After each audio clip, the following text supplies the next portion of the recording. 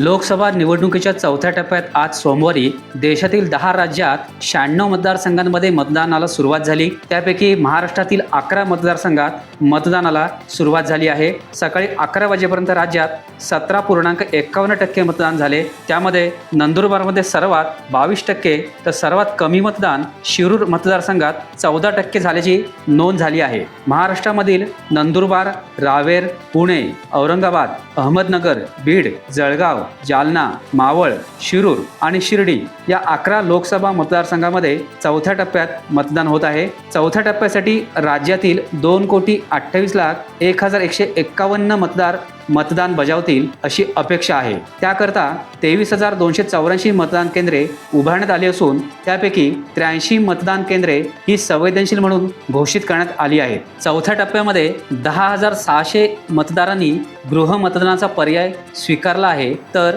1,272 मतदार हे तृतीयपंथी असणार आहेत। चौथ्या टप्प्यामध्ये काही ठिकाणी EVM मशीन बंद पडल्याच्या घटना घडल्या आहेत, तर उर्वरित ठिकाणी मतदान सुरळीत सुरू आहे।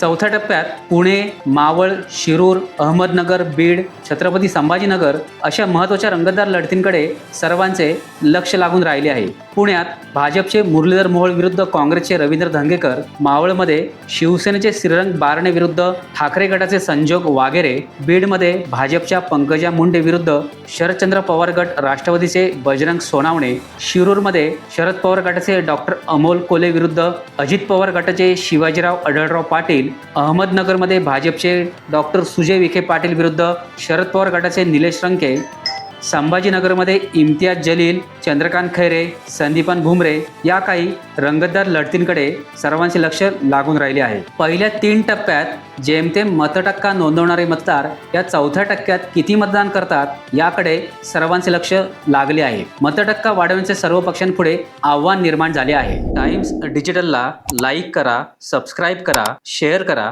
आणि बेल आयकॉन दाबायला विसरू नका। पाहत रहा टाइम्स डिजिटल।